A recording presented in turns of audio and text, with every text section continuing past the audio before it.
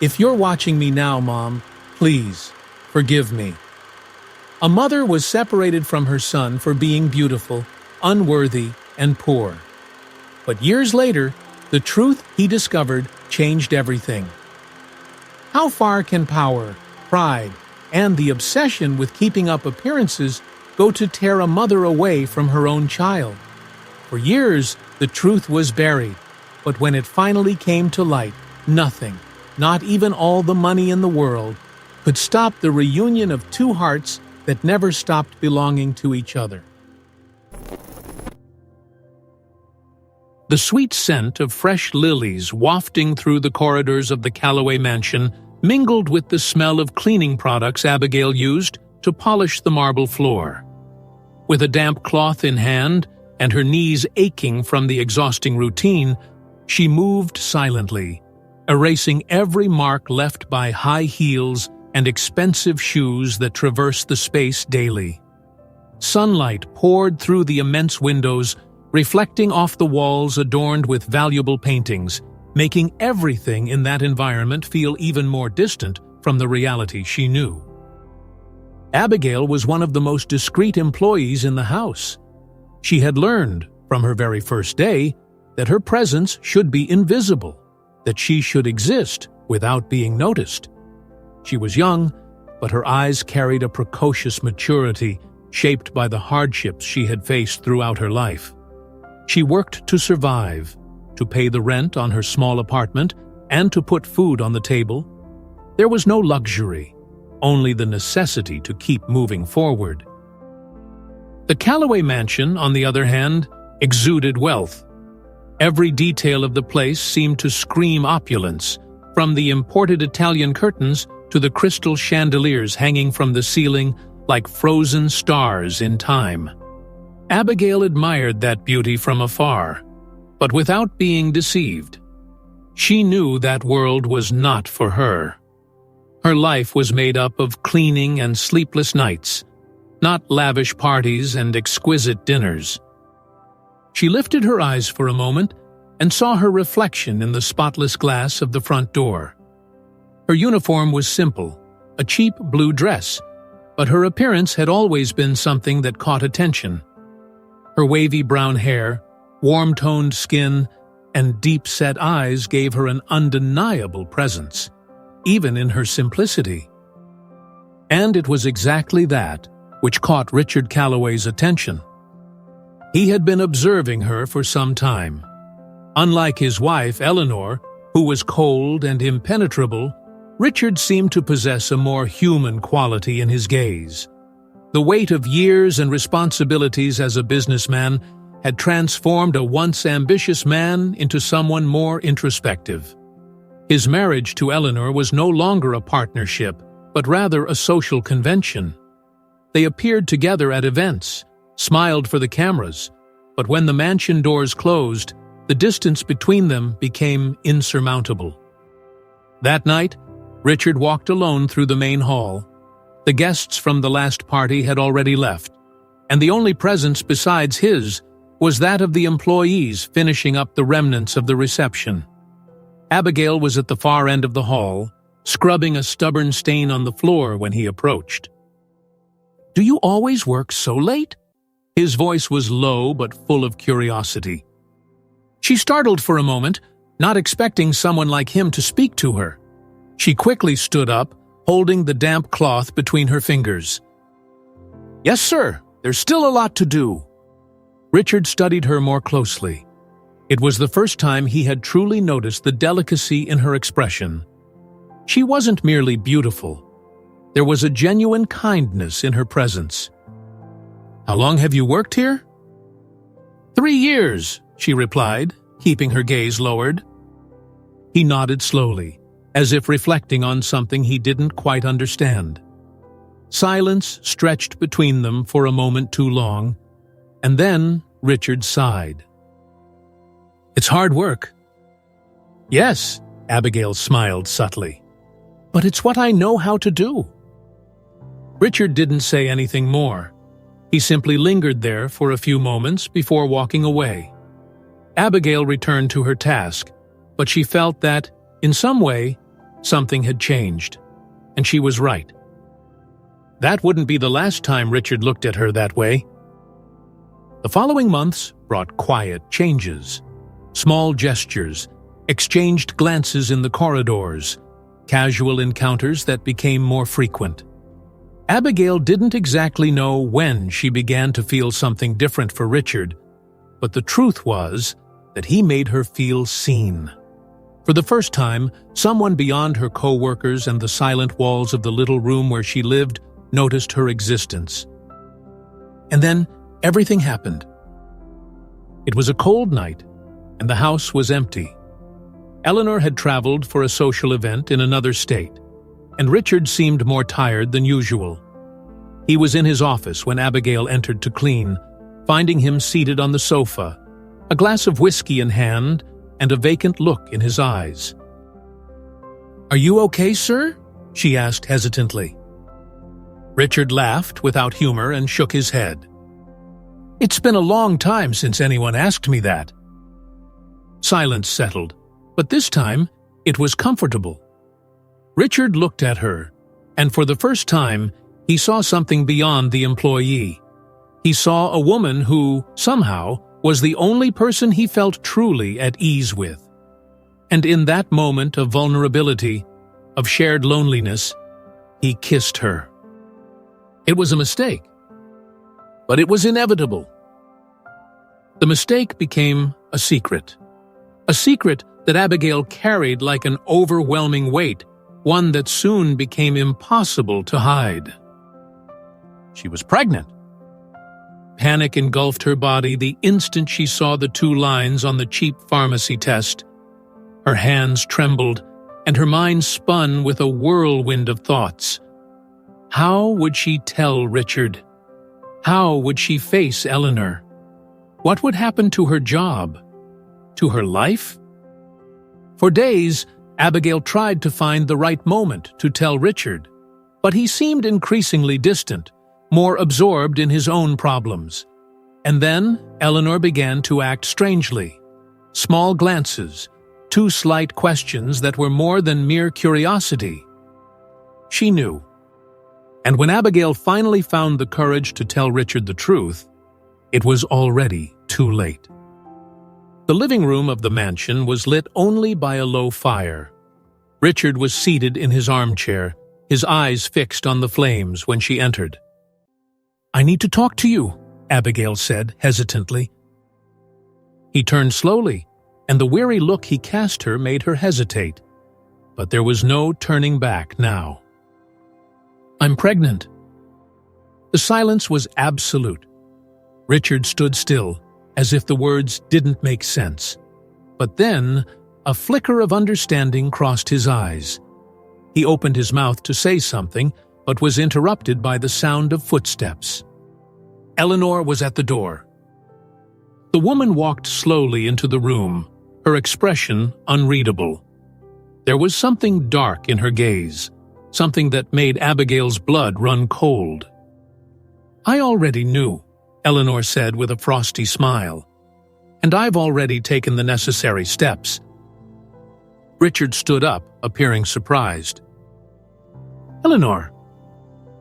"Be quiet, Richard," she cut him off, her voice low but full of control. "This conversation is now between me and her." Abigail felt panic rising in her chest.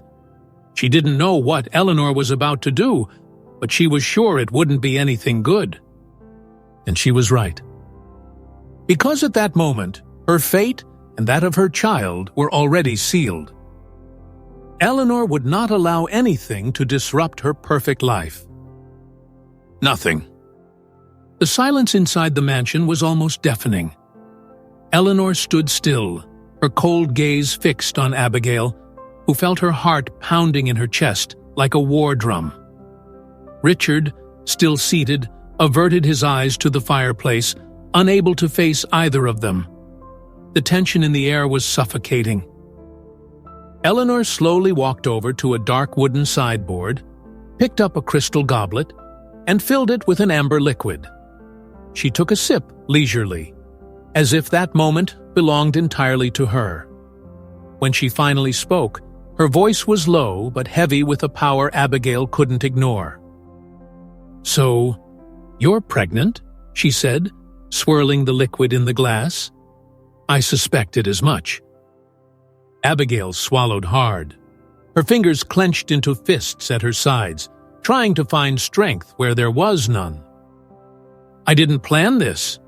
Her voice came out hesitantly, but sincerely. "But I won't give up on my child." Eleanor let out a short laugh, devoid of any humor, as if faced with the most naive statement she'd ever heard. "You really think you have a choice?" Richard finally stood up, his expression a mix of regret and concern. He looked at Abigail and then at his wife, as if wanting to intervene, but knowing that any wrong word could make things worse. "Eleanor, we can talk about this calmly," he said, trying to sound reasonable. Eleanor turned to him with a merciless glare. "You've always been a weak man, Richard." Her voice was sharp as a blade. "And this situation is the final proof of that." She stepped closer to Abigail, her eyes piercing into hers. "Do you really believe that a housekeeper with no money, no influence, and no support can stand up to the Callaways?" Her voice was almost gentle, but it carried a dangerous venom. "Abigail, dear, you have no idea what it means to mess with people like us." Abigail felt anger surge in her chest, but she also knew that Eleanor wasn't just making empty threats. Her words carried weight, a weight that crushed any illusion of justice Abigail might have had. "I may have nothing," Abigail murmured, lifting her chin with pride, "but he is my child. You will never be able to change that." Eleanor smiled, but it wasn't a common smile. It was a promise, a sentence. Rumors began almost immediately. Inside the mansion, the looks from the staff toward Abigail shifted. Some whispered among themselves as she passed. Others averted their gaze. A growing sense of isolation enveloped her, and she soon realized it wasn't by chance. Eleanor was moving the pieces on the board. It was only a few days after that confrontation that the news began to circulate in newspapers and gossip magazines. Small notes scattered in social columns hinted at a scandal within high society. Employee of a traditional family attempts to take advantage of the heir, and unexpected pregnancy creates tension among the Callaways, were just a few of the headlines she saw while quickly passing through the neighborhood market. The words weighed like stones in her stomach. Eleanor was crafting a narrative, one in which Abigail was not a mother, but rather an opportunist. The final blow came when she arrived at work the next morning and was barred at the entrance. "You can't come in anymore," said the security guard, looking at her with a mix of pity and embarrassment. "What do you mean? My shift starts now," Abigail protested. He sighed, pulling an envelope from his suit pocket and handing it to her. "Orders from Mrs. Calloway." With trembling hands, Abigail opened the envelope. A resignation letter. No justification, no explanation. Just a cold and definitive end. She felt tears welling up in her eyes but refused to cry there, in front of strangers. She pressed her lips together and left without saying anything. As she walked through the wide, immaculate streets of the wealthy neighborhood, a single certainty grew within her.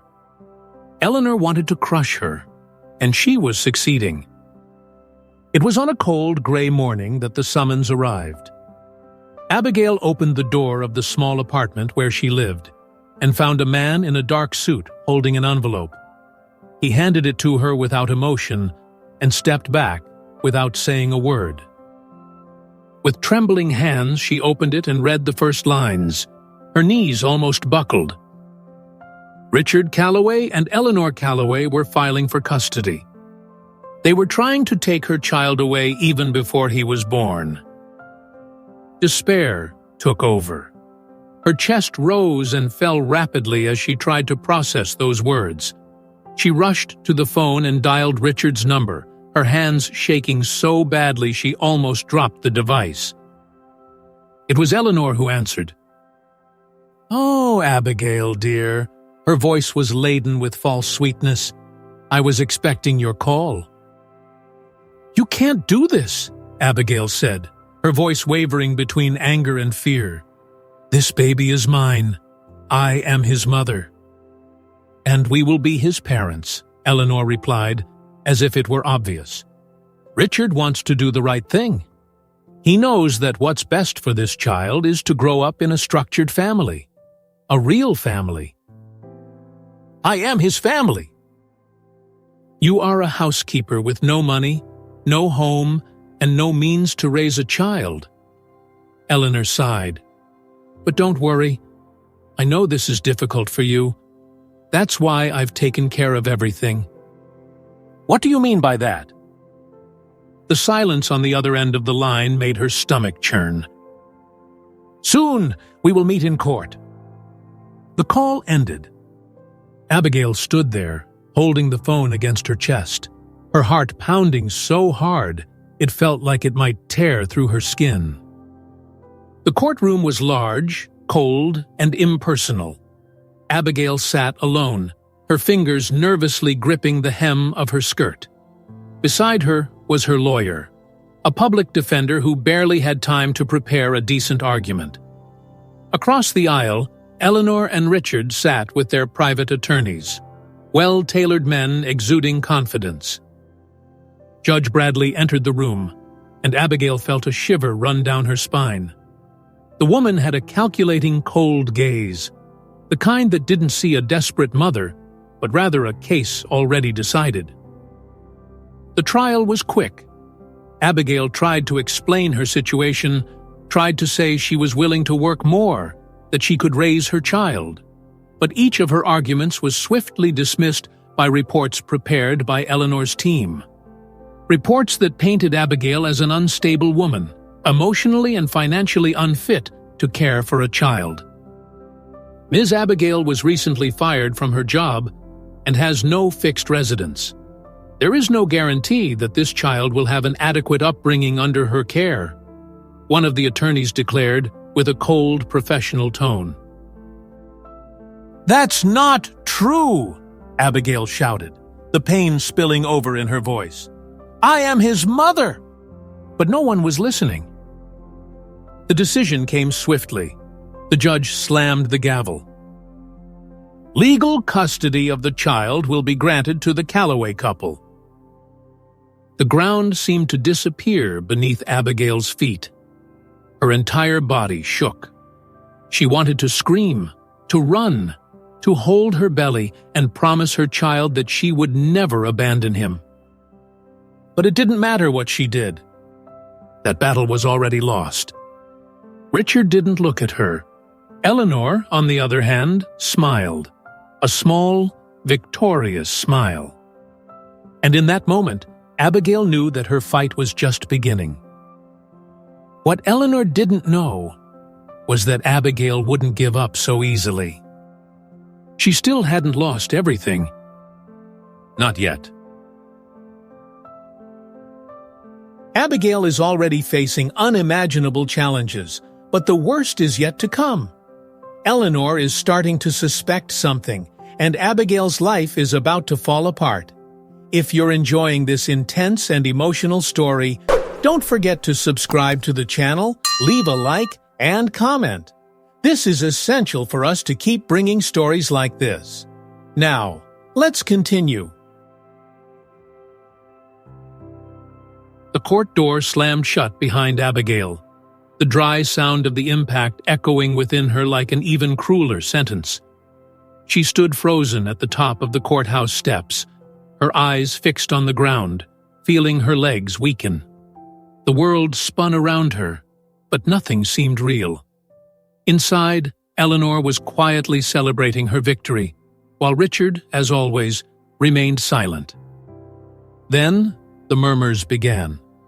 Small whispers among the people gathered around, glances of judgment, some filled with disdain, others with pity. But no one approached her. No one offered help.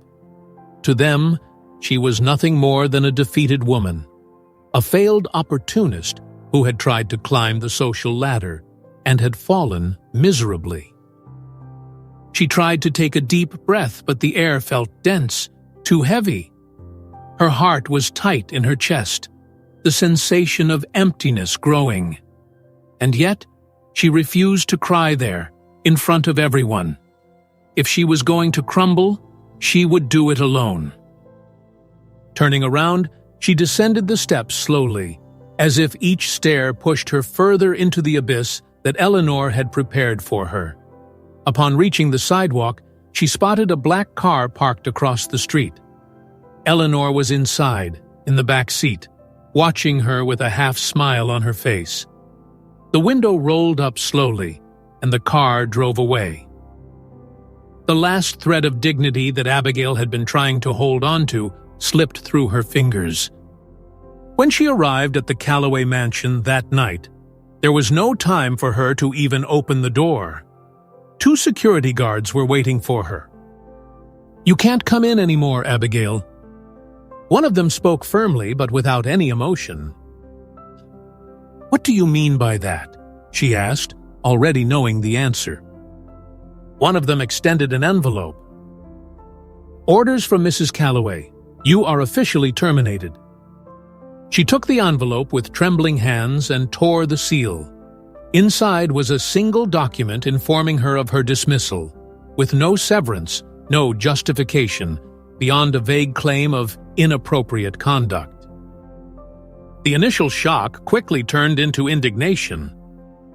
"I worked here for years. I dedicated myself. You know this is unfair." Her voice rose, but no one there seemed to care. Other employees began to gather at the entrance, whispering among themselves.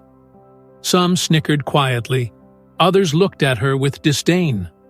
One woman, the housekeeper with whom Abigail had worked for so long, shook her head in reproach.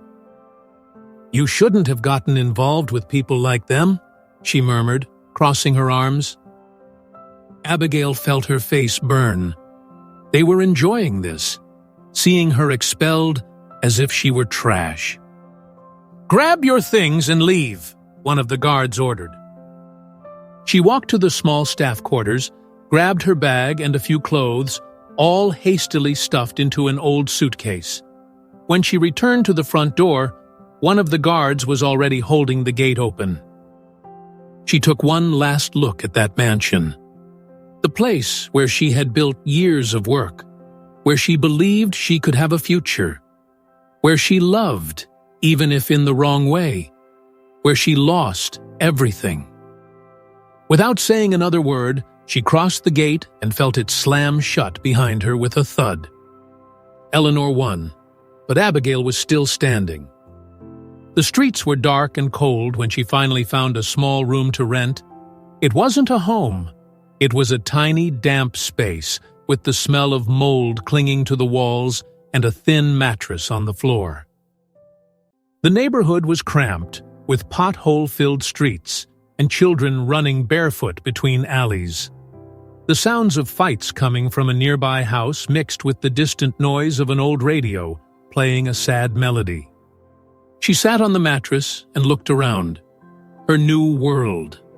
The contrast with the Calloway mansion was brutal. From marble to cold cement. From luxury to neglect.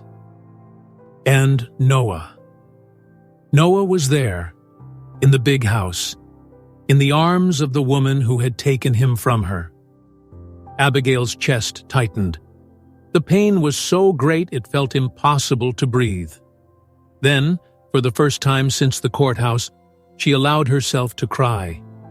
Silently, without sobs, without resistance. Just warm tears falling down her face, mixing with the old pillow. That night, she went to bed without dinner. The empty stomach matched the emptiness inside her. In the following days, Abigail tried to find work, but Eleanor Calloway's shadow followed her wherever she went. She went to a restaurant where they needed a kitchen helper. The manager looked her up and down and hesitated. "Your name is Abigail, right?" Her stomach churned. "Yes, how do you know?" He sighed and scratched his neck. "The media talked a lot about you. I can't hire you. I can't risk my restaurant if someone recognizes you and starts talking about hiring someone. Well, someone with your reputation." She left without arguing. She knew it was pointless. At another place, a laundromat, the response was similar. At a diner, the same thing. No job would accept a woman who had been painted as a con artist of high society. By the end of the week, she was out of money and out of hope. She began skipping meals. Each passing day made the reality of her situation more harsh.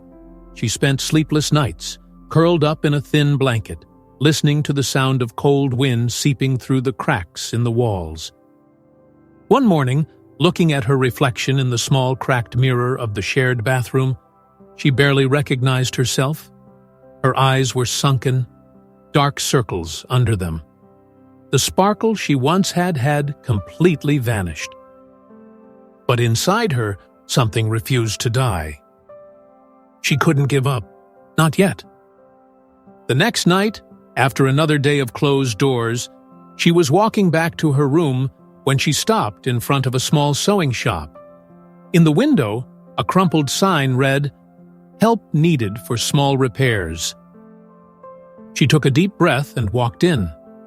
The shop was cramped, filled with old sewing machines and a wooden counter piled high with fabrics. Behind the counter, an elderly woman with gray hair watched her. "Good evening," Abigail said, trying to keep her voice steady. "I saw the ad." The woman continued to look at her for a few seconds before responding. "You know how to sew?" "A little, but I learn quickly." The woman narrowed her eyes. "You're the girl from the papers, aren't you?" Abigail closed her eyes for a moment before nodding. The elderly woman sighed. "The media is cruel. I don't usually believe everything they say." Hope began to rise in Abigail's chest. "So, does this mean that—" The old woman picked up a piece of fabric and handed it to her. "If you do a good job, you can stay." The first spark of light appeared in the darkness. That night, for the first time in weeks, Abigail sat on the edge of the mattress and mapped out a plan. She couldn't confront Eleanor now. She was weak, without resources. But one day, somehow, she would reunite with Noah. Somehow, he would know the truth. She would learn to sew, save every penny, reinvent herself. And when that day came, she wouldn't be Abigail the defeated anymore. She would be a woman who would reclaim her son. The battle was far from over. Years passed like a whisper, and Noah Calloway grew up enveloped in luxury, unaware of the shadows lurking over his story. The little boy, with neatly combed brown hair and curious eyes, was the center of attention in the Calloway mansion. His room was bigger than many entire houses, decorated with refined furniture and imported toys, each chosen meticulously by Eleanor to reinforce the image of a perfect childhood. Yet, not even the grandeur of that golden world could ward off the nightmares that haunted him. In the silence of the nights, Noah tossed and turned in bed, his face creased in anguish as he whispered disconnected words. The dream always began the same way. A feminine voice softly singing a lullaby, a gentle touch caressing his hair, the delicate scent of lavender. But just as it came, the image would fade, giving way to an inexplicable sense of loss. He always woke with a racing heart and an emptiness he couldn't explain. Eleanor said they were merely meaningless dreams, childhood fantasies. Richard, on the other hand, avoided any conversation about it. He limited himself to patting his son on the shoulder and saying everything would be all right, without truly looking him in the eye. Noah grew up surrounded by private tutors, social events, and international trips. But there was something he could never find anywhere: answers. His adoptive mother made sure he was always busy, always entertained, always distracted. But the doubt settled ever more strongly in his mind. One afternoon, when he was about 9 years old, Noah was flipping through an old photo album in the mansion's library. He enjoyed seeing images of his parents at lavish events, always smiling for the cameras. But something caught his attention. "Mom!" he called out, turning to Eleanor, who was organizing papers on a mahogany table. She looked up, smiling. "Yes, dear?" "Why aren't there any pictures of me when I was a baby?"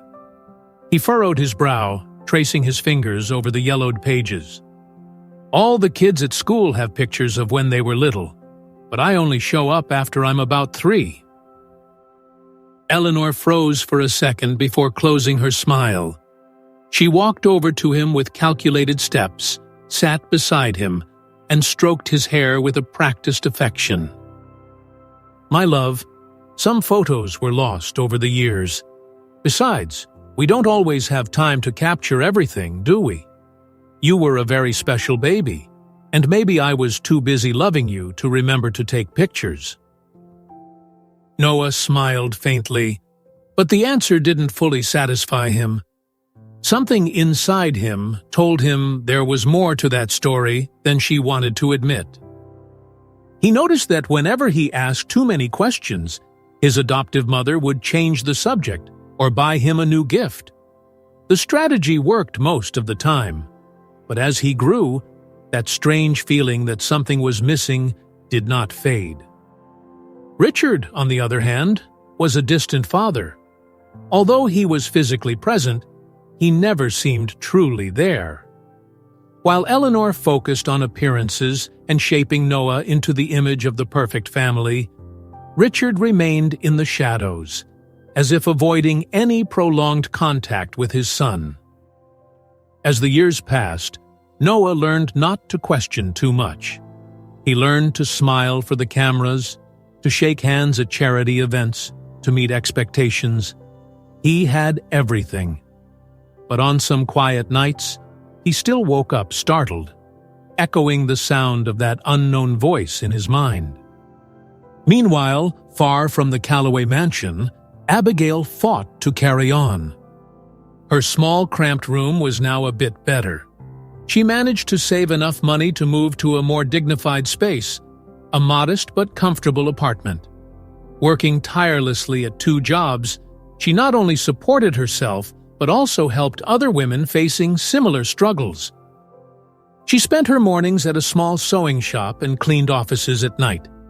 Her days were long, exhausting, but her determination never waned. She refused to be destroyed by her past. One late afternoon, after an especially tiring day, she sat in a simple cafe in the city center to have a coffee. It was rare for her to allow herself such a luxury, but the day had been too long not to do something for herself. As she stirred her drink absent-mindedly, her eyes landed on a folded newspaper on the table next to her. The headline highlighted a charity event hosted by the Calloway family. She didn't want to look.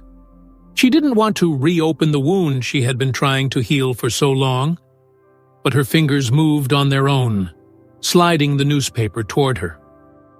And there he was. Noah. Now a grown boy, dressed in an elegant suit, posing next to Eleanor and Richard. His smile was rehearsed, his posture impeccable. But what truly caught Abigail's attention was his gaze. There was something in his eyes, a shadow, an emptiness she recognized. She slid her fingers over the image, as if she could touch her son's face through the paper. Her heart tightened, and for a moment, she thought about reaching out to him. But then, the memory of the last time she faced the Calloway family hit her like a punch. The false headlines, the humiliation, the pain of losing Noah without having a chance to fight for him. If she tried again, what would happen? Would she be ridiculed again? Would they make Noah believe she was an intruder trying to take advantage? She swallowed hard and folded the newspaper carefully. She stood up and walked toward the exit, leaving the paper on the table. No, it wasn't the time yet. But one day, he would know the truth. And on that day, the Callaways would no longer have the power to keep them apart. Noah was growing up surrounded by luxury and privilege, but unaware that, on the other side of the city, a woman spent sleepless nights clinging to the hope that he would one day find his way back to her. Eleanor might have manipulated the story up to that point, but not even she could prevent what was to come. Noah Calloway was growing up under the spotlight, molded to be the perfect youth icon, the charismatic heir of the powerful Calloway family. His face adorned advertisements for charitable actions, fundraising campaigns, and business events. From an early age, he was taught to smile for the cameras, shake important hands, and speak eloquently about the bright future of his family's company. But behind the meticulously crafted image, an invisible weight began to press down on him. By the age of 14, he understood that his life was more about expectations than freedom. Every move was rehearsed, every word monitored, and mistakes were not an option. Charity events were his routine. At one such occasion, a gala dinner in one of the city's most luxurious hotels, Noah found himself surrounded by businessmen who treated him as if he were already an adult, as if he were ready to take his place in the Calloway succession. "You have a great future ahead of you, kid," said one of the guests, a middle-aged investor who smelled of brandy. "Your mom and dad must be very proud." He smiled out of courtesy, but inside, something was bothering him. The word parents never sounded quite right to him. When he returned home that night, he felt exhausted. He threw himself onto the bed in his immaculate room, his eyes fixed on the ceiling. The silence of the mansion weighed heavily on him. Richard rarely spoke to him, and Eleanor was only present to ensure everything was going according to plan. Noah began to have more frequent nightmares, always the same disjointed fragments, a soft voice singing a sad melody, a delicate touch on his hair, a floral scent he couldn't identify. But whenever he tried to see the woman's face, everything faded into shadows. One morning, after a particularly restless night, he decided to ask Richard about his origins. "Dad," he approached while Richard read the newspaper in his office. "I wanted to know more about when I was little." Richard slowly lowered the newspaper as if he had been expecting this question. "Little how?" "Before I came here, before you adopted me." For a moment, Richard's face closed off. He looked away, avoiding eye contact with his son. "There's not much to say, Noah. You were lucky. Eleanor and I gave you a life that anyone would desire." Noah frowned. "But who were my biological parents?" Richard sighed, clearly uncomfortable. "We don't know much. You were given to us as a baby. There were no clear records about your biological mother." The answer didn't seem right. Richard spoke hesitantly, and his eyes avoided directly meeting his son's. "So, I was never unwanted?" Richard closed his eyes for a second. When he opened them, he forced a tight smile. "Of course not, Noah. You were always loved."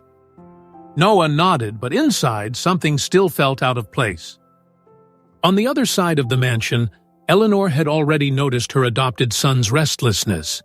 She always knew that, at some point, he would start questioning his story, and if left unchecked, he might end up seeking answers in the wrong places. That night, she called him for a talk in the garden of the mansion. "Dear, I heard you've been asking about your origins," she said, her voice as smooth as ever. "Does that trouble you?" Noah hesitated before answering. "I just wanted to understand better." Eleanor took his hand and squeezed it gently. "You don't need to worry about that. The past doesn't define who you are. What matters is who you've become." He looked at her, expecting something more, but Eleanor just smiled and continued. "You are part of our family, Noah, and there are many people out there who would love to take advantage of that. People who might invent lies to hurt you, to confuse you." Noah felt a chill run down his spine. "What kind of people?" She sighed, feigning a tone of concern. "People who claim to have ties to you, people who might try to deceive you." He nodded slowly, not realizing that Eleanor was planting exactly what she wanted in him: doubt and fear. Meanwhile, on the other side of the city, Abigail continued her fight. She was no longer the fragile, scared woman who had been expelled from the mansion years ago. Now, she was an active voice in the small NGO where she worked, helping single mothers and victims of injustice. In the small makeshift office, surrounded by files and papers of cases, Abigail held a report in her hands. The document detailed the story of a young woman who lost custody of her child to an influential family. The resemblance to her own journey made her heart tighten. "This can't keep happening," she said, looking at the NGO's coordinator. "You know how the system works, Abigail. Money always talks louder." She clenched her fists, feeling anger grow. "But that doesn't mean we have to accept it." The past still haunted her, but now it was her strength. Every mother she helped, every injustice she fought against, was a step towards her own reckoning. And she knew that one day, somehow, Noah would discover the truth. Time was running out for Eleanor Calloway. Noah felt the cold wind of the new city cutting across his face as soon as he stepped out of the taxi in front of the university dormitory. He had never been this far from the Calloway mansion, and for the first time, the absence of Eleanor's constant surveillance brought him a relief he didn't even know he needed. The campus corridors were bustling, filled with hurried students, professors carrying books, and flyers for student events pinned to worn-out bulletin boards. There was an energy there that contrasted sharply with the suffocating rigidity of his former life. He had chosen to study business administration and marketing, a decision that seemed natural given that he had been trained his entire life to be a leader. But now, without Eleanor's watchful eyes on him, he felt free to make his own choices. He created a social media channel where he spoke about young entrepreneurship, and soon, thanks to his eloquence and natural charisma, his audience grew exponentially. Brands began reaching out to him, and before he knew it, he had accumulated advertising contracts that allowed him real financial independence. In the first few months of college, Noah tried to focus on the present, but the nightmares continued. The same female voice, the same blurred face that always seemed to slip from his memory. It was a subtle but constant discomfort. Something in his history didn't add up, and he knew it. He had always known. But it was only when he started organizing his documents for an internship application that everything truly began to unravel. The folder with his adoption papers was too thin. Flipping through the pages, he noticed that crucial information was missing. The main document stated that he had been abandoned by an unknown mother and given to the Calloways at a few months old. But something felt off. The judge's signature was a strange blur. The dates didn't align correctly, and the medical report justifying the adoption mentioned a psychological incapacity of the biological mother without any attached evaluation. His stomach churned. He had never questioned where he came from because Eleanor and Richard had always made sure he had no reason to ask. But now, looking at those papers, an unmistakable truth began to form in his mind. They had lied to him. The restlessness became unbearable, and in the following days, Noah began to investigate on his own. He reached out to former staff members of the Callaway mansion, those who were still alive and willing to talk. Initially, he faced resistance. Many seemed hesitant, as if afraid to get involved. But then, an elderly former cook named Marta finally agreed to speak.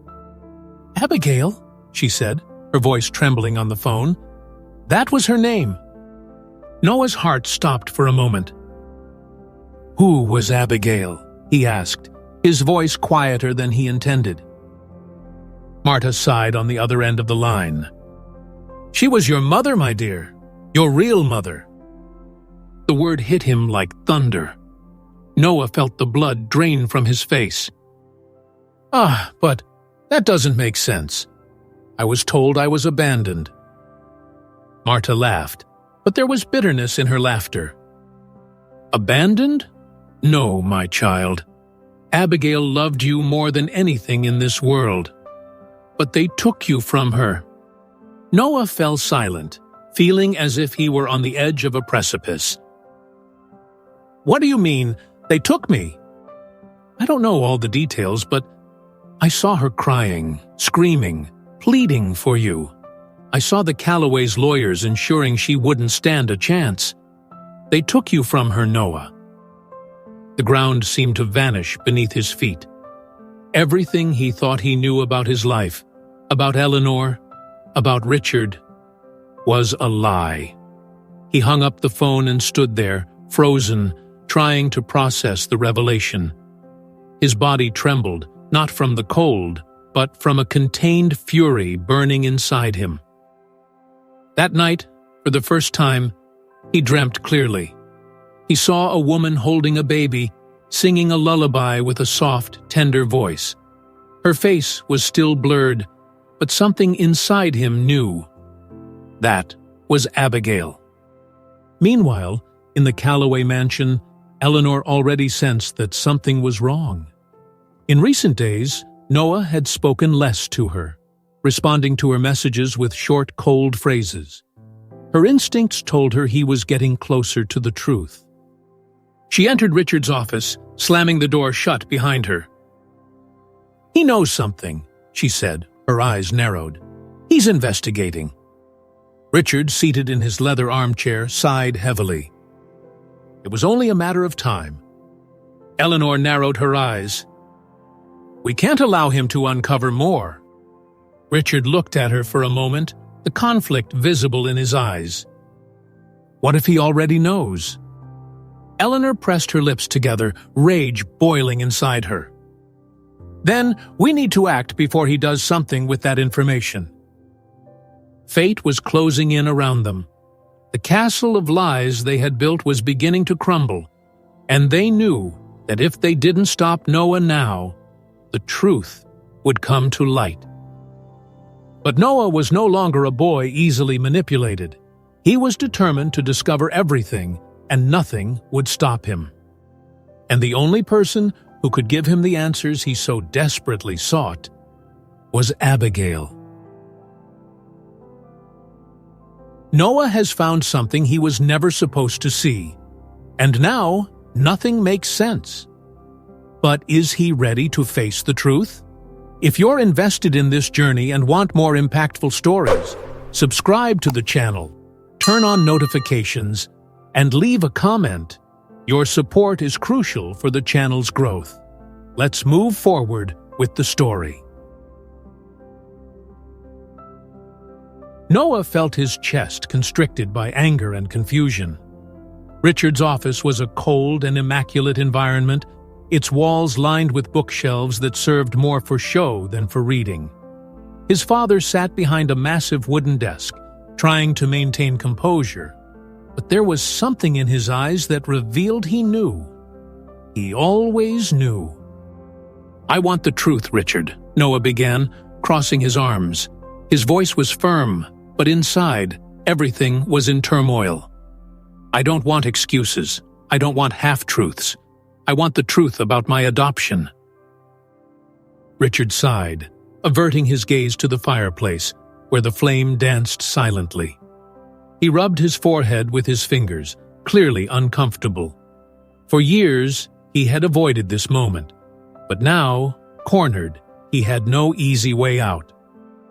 "Noah," he hesitated, choosing his words carefully. "You were adopted because Eleanor and I wanted a child. That shouldn't matter now." The coldness of that response shattered something inside Noah. "It shouldn't matter?" He laughed incredulously. "How can you say that? How can you just erase the existence of my biological mother and act like none of that is relevant?"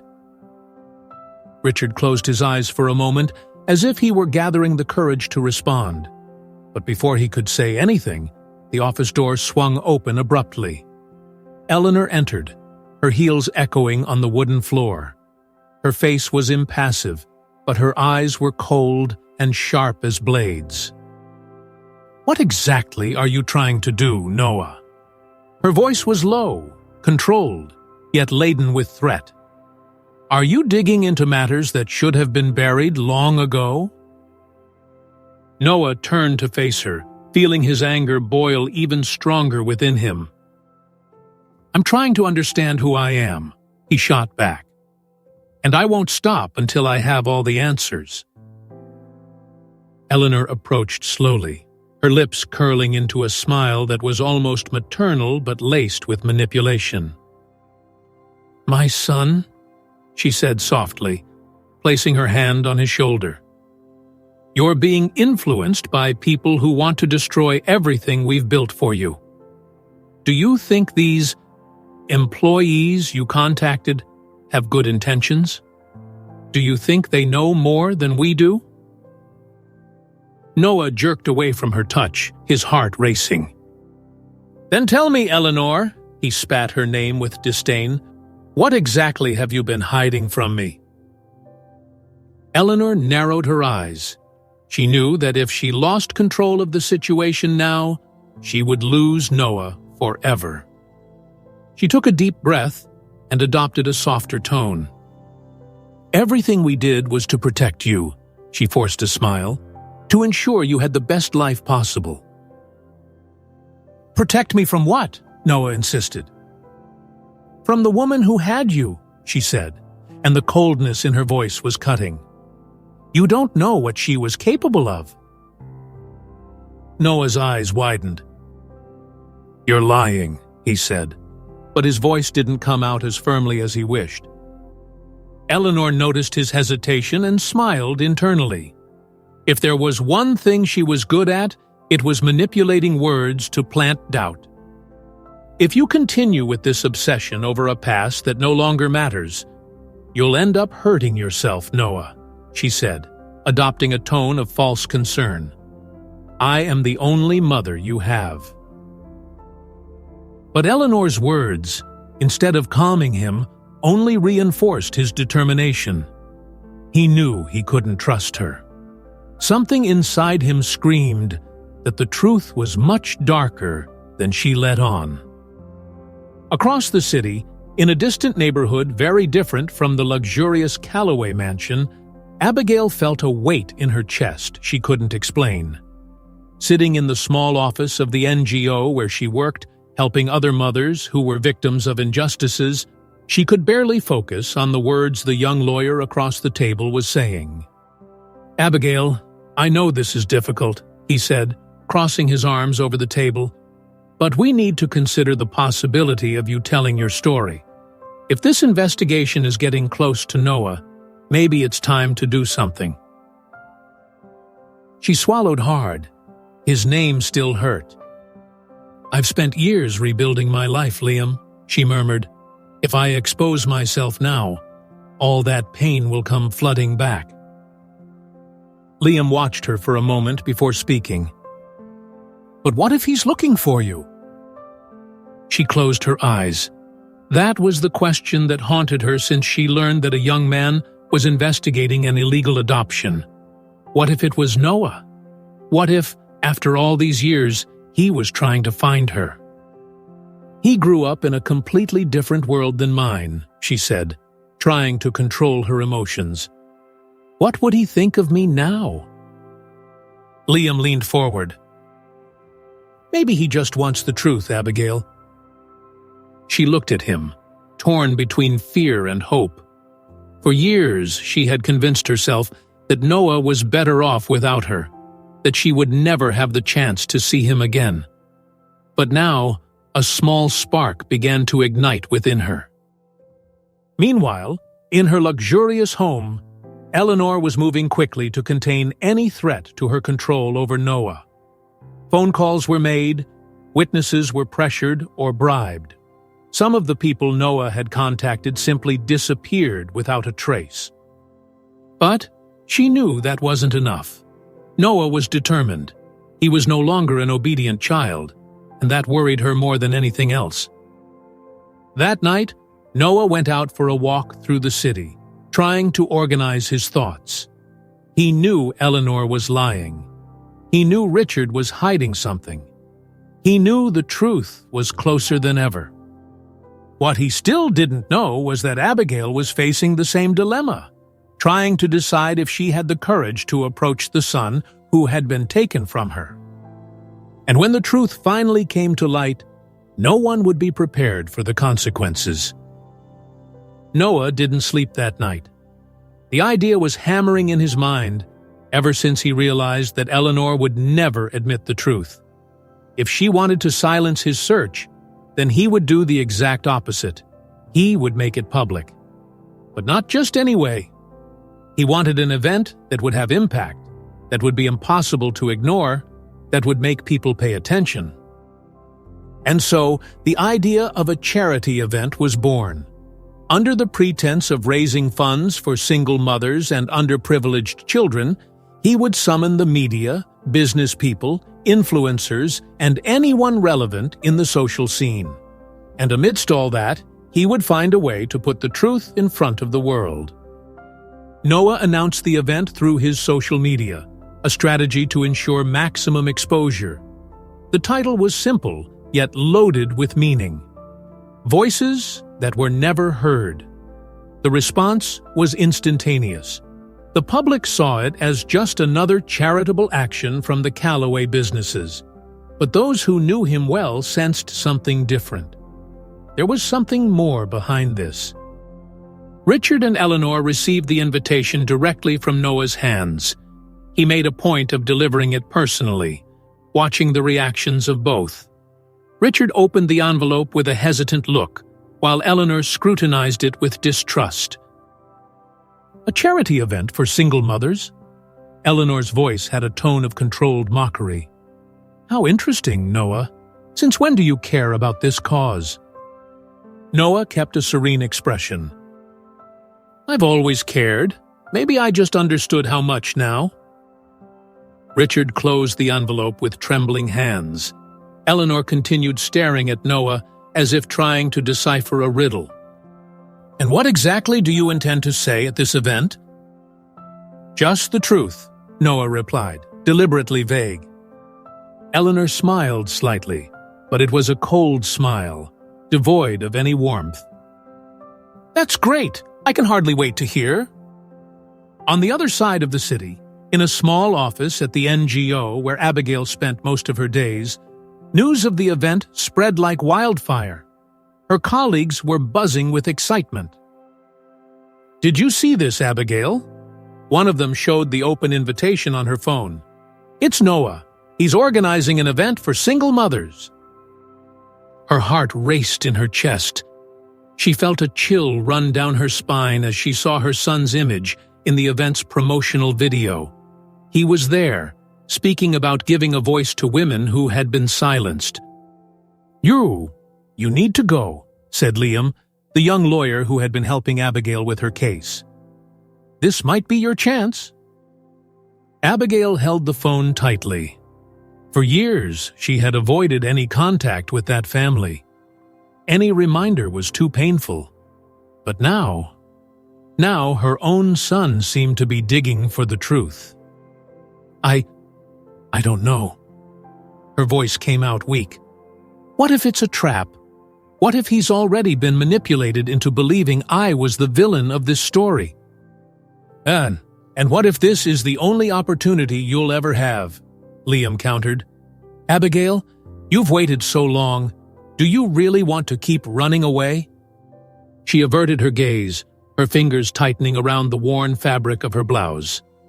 The fear was overwhelming, but hope, however small, began to fight for space within her. I'll go, she whispered, almost as if she couldn't believe her own words. But not as Abigail, just as a spectator. The women around her smiled and nodded. Liam watched her with a mix of pride and concern. Just be prepared, he warned, because after this event, nothing will be the same. On the day of the event, the tension was palpable. The venue Noah chose was a spacious, modern auditorium capable of holding hundreds of guests. Cameras were positioned at strategic points, ensuring that every moment would be captured. Journalists and influencers were already circulating through the space, eager to cover yet another major initiative from the Callaways. Backstage, Noah looked at himself in the mirror, adjusting his tie. He wasn't just nervous. He was about to challenge the very foundation of the family that raised him. The weight of it was crushing. Are you sure about this? Asked one of his closest friends, sitting on the sofa behind him. After today, there's no turning back. Noah took a deep breath. I've never been more sure of anything in my life. Outside, Richard and Eleanor arrived together, greeting guests with rehearsed smiles. Eleanor wore an elegant outfit, every detail of her appearance meticulously calculated to project an image of sophistication and control. But inside her, fear was growing. She didn't know exactly what Noah was planning, but she sensed he was about to cross a dangerous line. That's why she took her own precautions. She hired discreet security to monitor any suspicious behavior. Press aides were prepared to contain any crisis. She had power, and she wouldn't hesitate to use it to protect her legacy.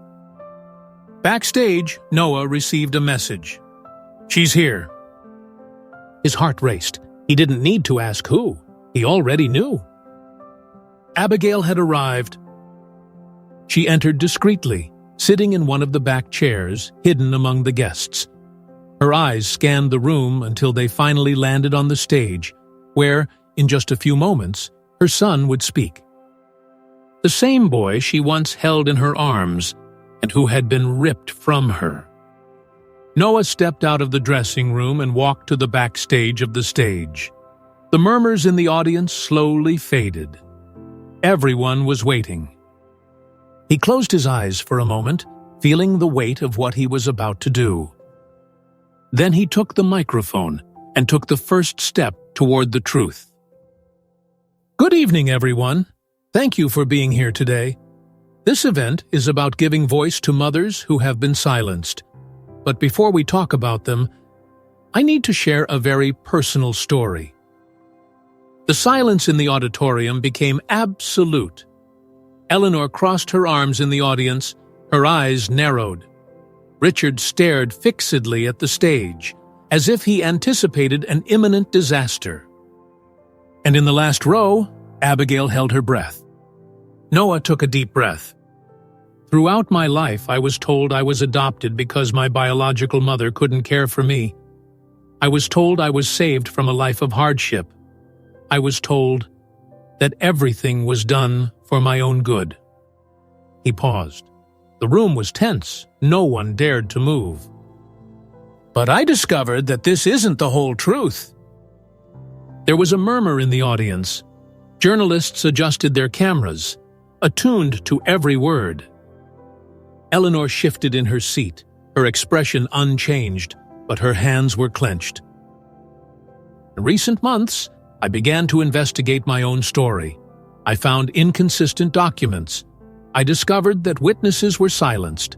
I found out that the woman who brought me into this world wasn't an unstable or irresponsible woman, but rather a woman who was torn from my life against her will.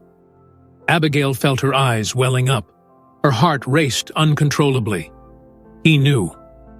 Noah looked directly at where Richard and Eleanor were seated. "What I'm saying is that I was taken from my mother, and I am here to say that I want the truth. I want to know who she is." Abigail felt a lump in her throat.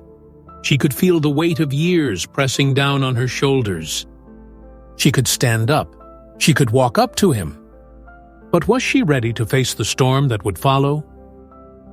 Noah felt the weight of the truth about to break through all the barriers imposed throughout his life. The silence in the auditorium was absolute.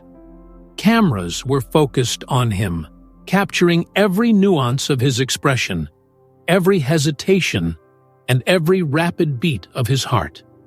He looked around, taking a deep breath, knowing that this moment would define everything. Throughout my life, I've wondered about the gaps in my story.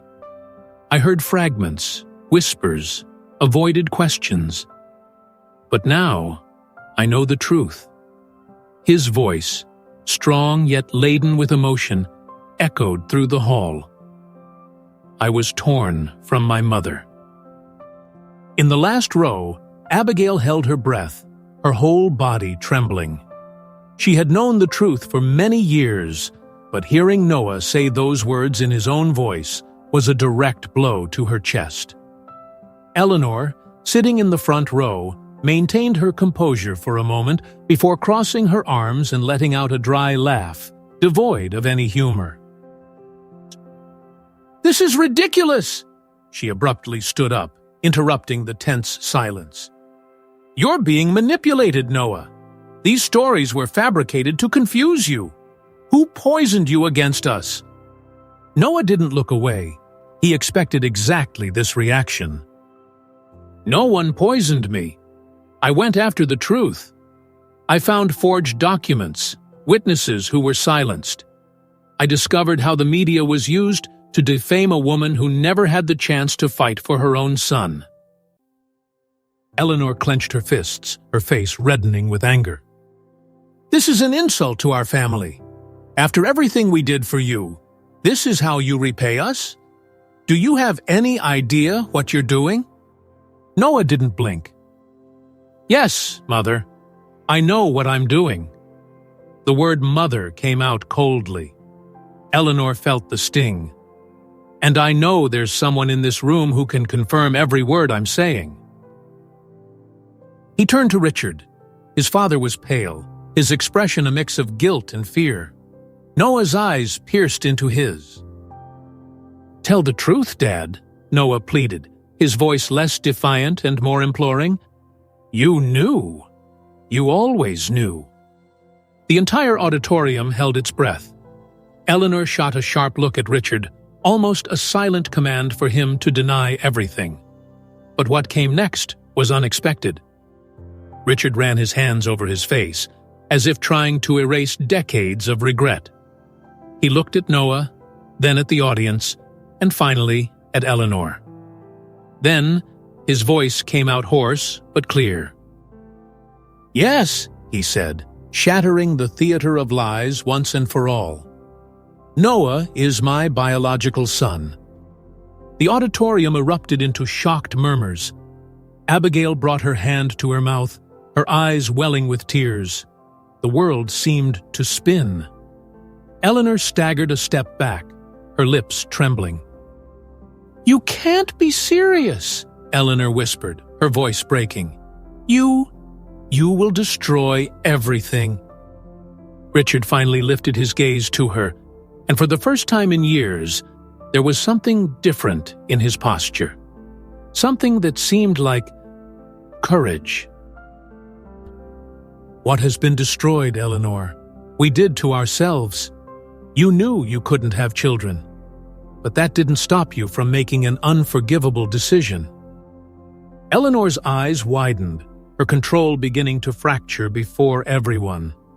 Richard turned back to Noah. I let this happen," he admitted, his voice heavy with remorse. I was cowardly.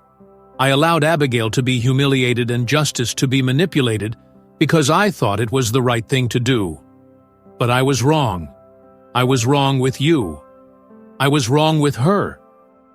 Abigail felt her chest tighten.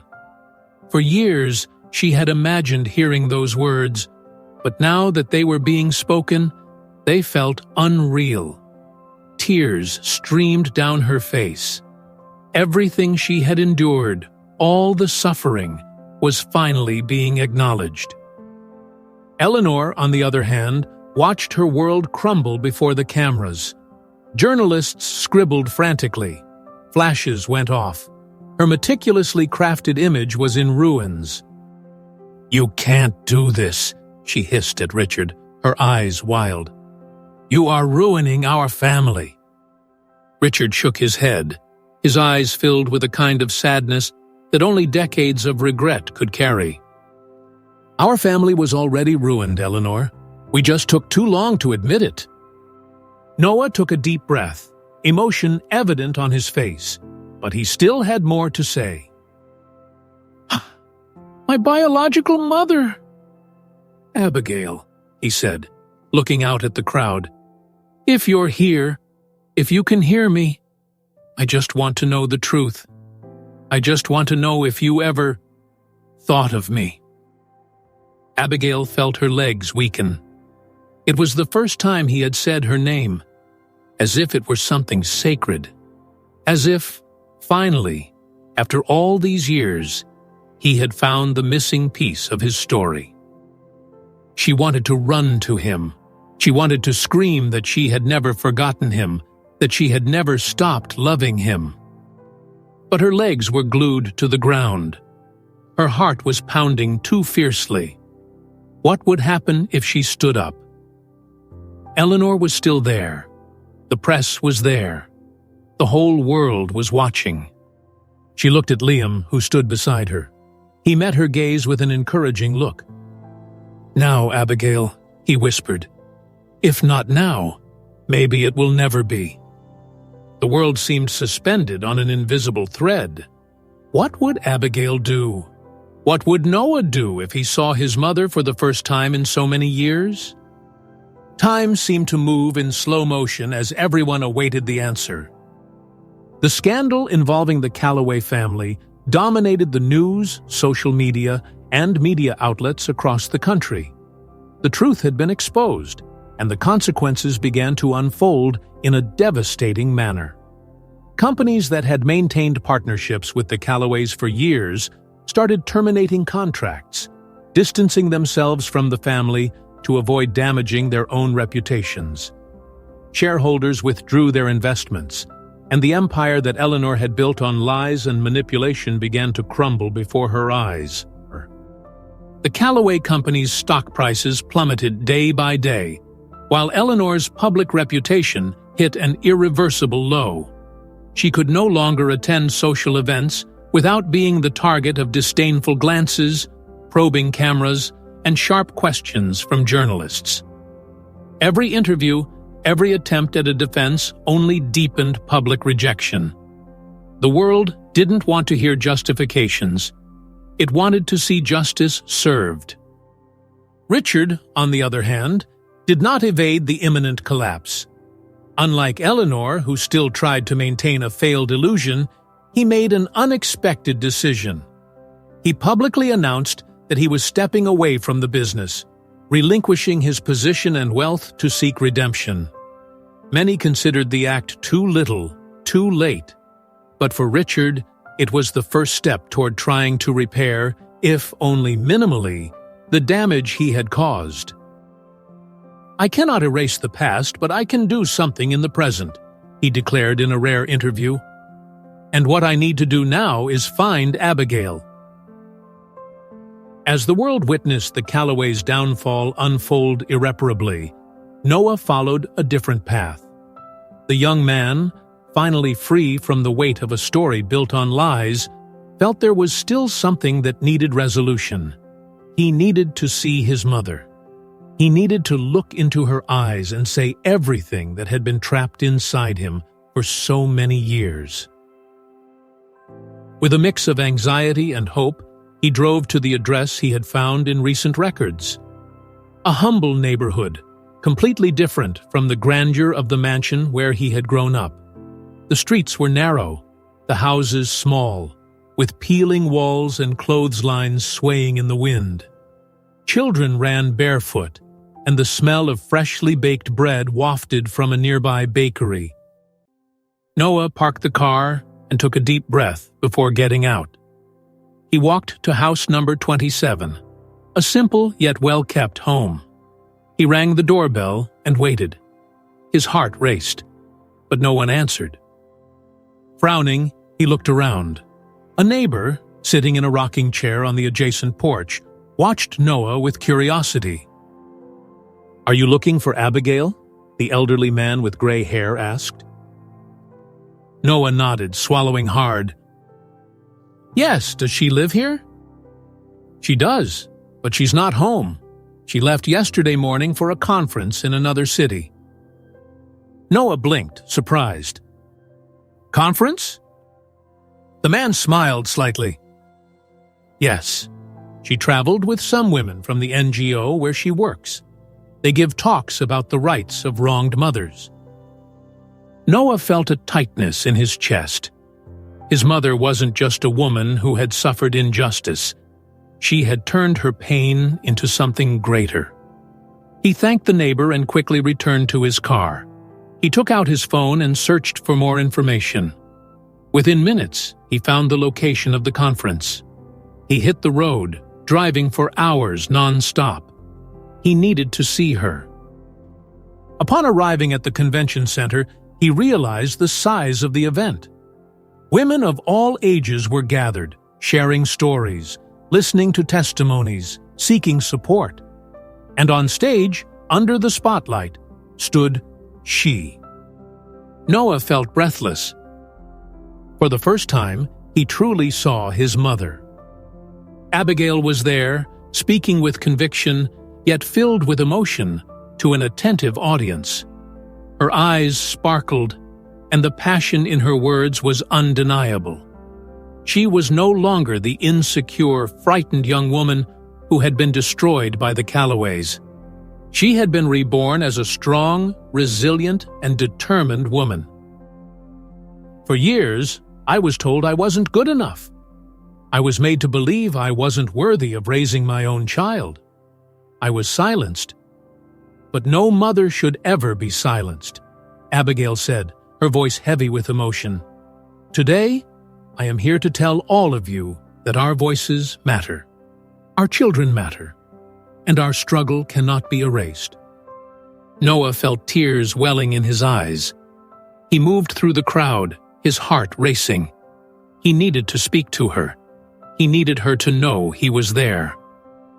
When Abigail stepped off the stage, greeting women who came to embrace her, Noah finally approached. She turned to him without realizing who he was.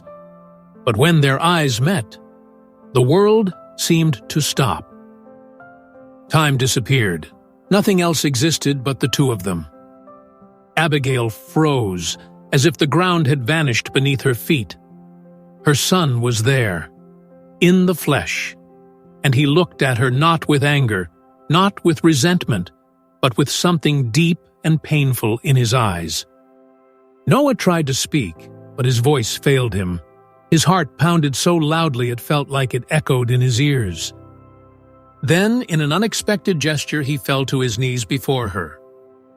"Forgive me," was all he could manage to say. Tears streamed down Abigail's face. She felt a whirlwind of emotions wash over her. She wanted to hug him. She wanted to tell him there was nothing to forgive. But instead, she held his hands and lifted him up. "You don't need my forgiveness." Her voice was soft, yet firm. "You need to forgive yourself." Noah sobbed. Abigail pulled him into an embrace. Not a desperate hug, not one born of years of separation, but a hug of reunion, of understanding, of a new beginning. Cameras captured that moment. The whole world watched. But for Noah and Abigail, none of that mattered. Just the warmth of the embrace, the comfort of the touch, the certainty that, despite everything, they still had each other. The case sparked national outrage. Investigations into the adoption system were initiated, and old cases began to be re-evaluated. Abigail's NGO grew, receiving support and donations from across the country. She became a reference, a voice for those who had never been heard. Noah decided to take a break from the spotlight. He needed peace. He needed to understand who he truly was. But one thing was certain: he no longer wanted to live based on a lie. Abigail and Noah began to build a relationship. Without haste. Without forcing a bond that had been stolen from them. Just one step at a time. And as they walked side by side out of the convention center, mother and son knew that this was not the end of the story. It was merely a new dawn.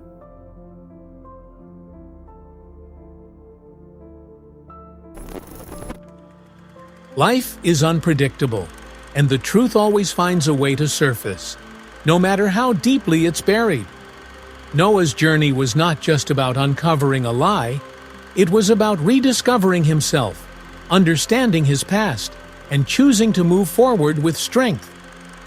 Abigail's resilience showed us that even in the face of overwhelming injustice, dignity and perseverance can pave the way for a better future. And Richard's regrets remind us that silence can be just as damaging as betrayal. In the end, this story teaches us that forgiveness is not about forgetting, but about freeing ourselves from the weight of the past. Have you ever wondered how many truths remain hidden in the world, waiting to be uncovered? What did this story make you reflect on? Share your thoughts in the comments.